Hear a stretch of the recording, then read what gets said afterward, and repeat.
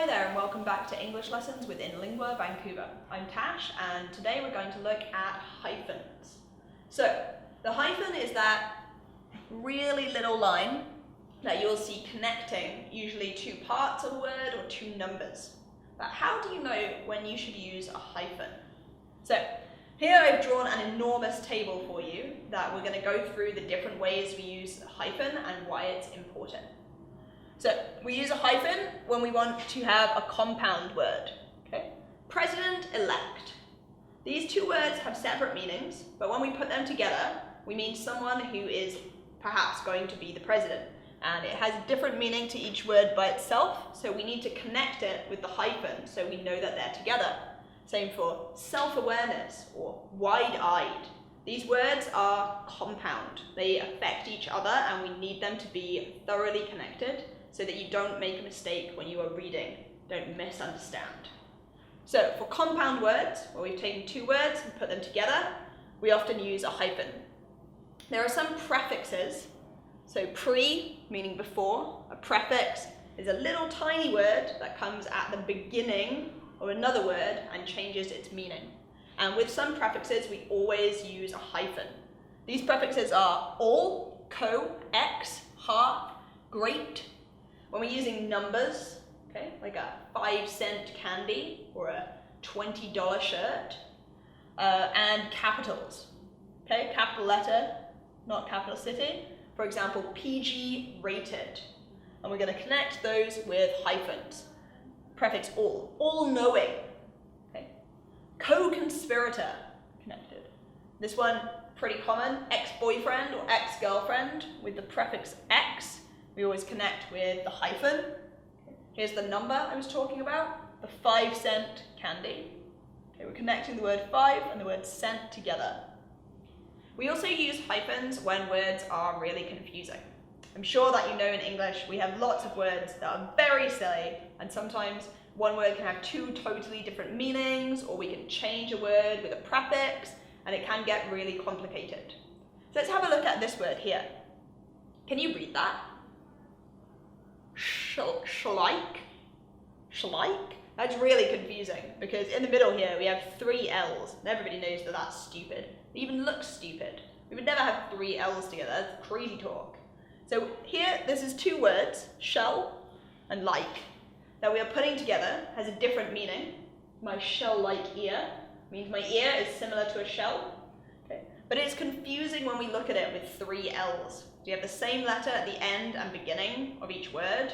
Okay? Using a hyphen here makes it way easier to understand.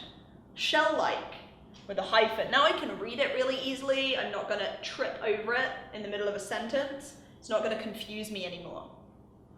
Have a look at this sentence. Anne recovered from the flu and recovered her chair. You have two words that look exactly the same in this sentence. Recovered and recovered. You can hear that I pronounce them differently. They have different meanings. Here, the verb is cover. Okay? Like I have a chair and don't like it, it's red, so I get some blue fabric, put some blue fabric on it. Okay? I've covered it in blue. It was already covered in red once, and then I recovered it. I covered it again. But in this sentence, super confusing because we have to recover from the flu to get better. So here, it makes a lot of sense to separate out this prefix and use a hyphen to make it much easier to understand. Anne recovered from the flu and recovered her chair. Now I can see that this is a separate prefix and separate verb. It's easier to read. We use a hyphen in double-barreled names, double names. Okay? Like if two people get married and they want to keep both family names, then we connect them with a hyphen. Mary Scott Simons. Okay? The hyphen in the middle connects the two names, showing that we are using them as one thing. Okay? Not Mary Scott Simons, Mary Scott Simons, one thing. We use it to combine lots of different words into a single unit. For example, if you're talking about a sports game, okay, it's the Braves-Mets game. It's not the Braves game or the Mets game.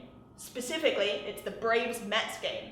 Okay, this is the name of the people, both people who are playing, and makes it clearer that we are talking about this one specific game, the Braves-Mets game. We treat it as a single unit.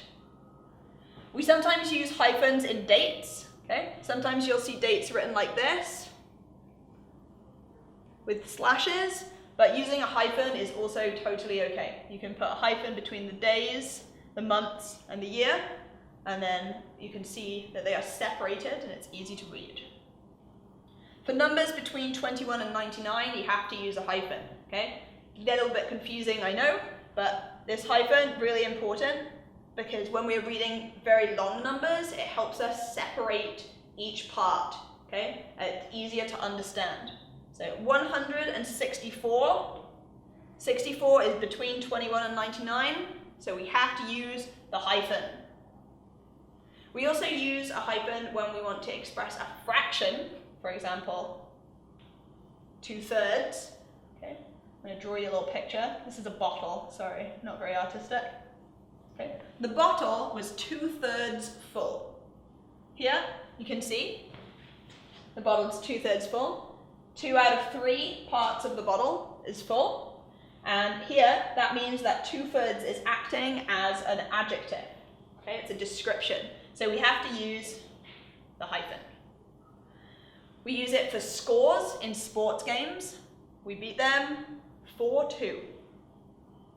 We use them in compound adjectives. This one gets a little bit tricky because we use compound adjectives and then sometimes we change the order of the sentence and then we don't use a hyphen anymore.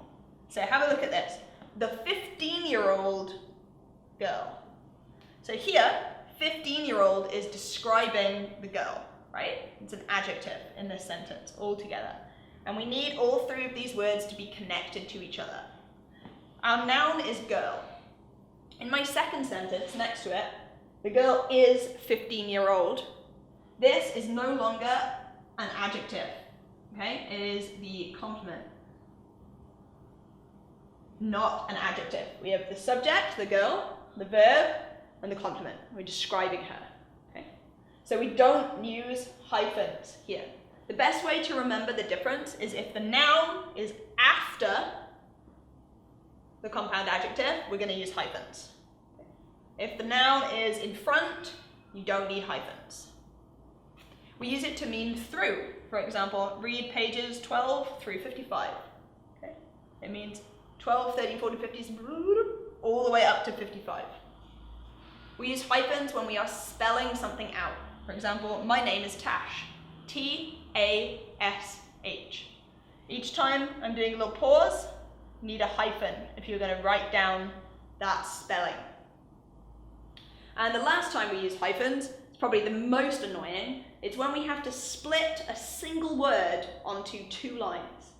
I know sometimes you'll be typing on the computer and you'll look and suddenly your margins are very, very square and all the words have been separated and you'll see hyphen, hyphen, hyphen, hyphen, hyphen on every line.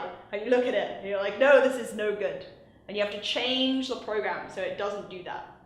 But sometimes you just have to use a hyphen to split maybe a really long word. Okay? It doesn't fit at all and you're going to have a big white gap. It's better to split it in half or into pieces. If you're not sure where to split it, okay, try sounding the word out. Here I have the word consequently. Sometimes you run out of space and consequently need to split a word. Okay? The computer will do the splitting automatically, but if you are writing, okay, try saying the word consequently.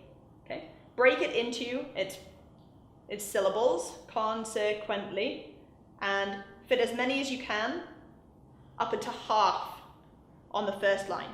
Never go more than half. Don't put ly on the next line by itself. Okay, that's no good. So, hyphens are really important, even though they are very confusing.